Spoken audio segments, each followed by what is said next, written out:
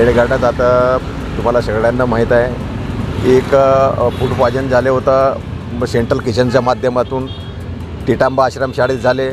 70-80 विद्यार्थी उपजिल्हा रुग्णालय धारणीमध्ये ॲडमिट केलं.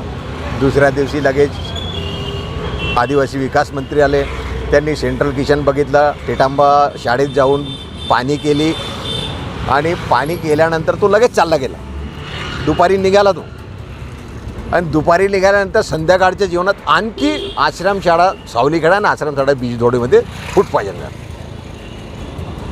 तर आता आदिवासी विकास मंत्री किती सिरियस असेल याच्यावरून आपल्याला लक्षात येते.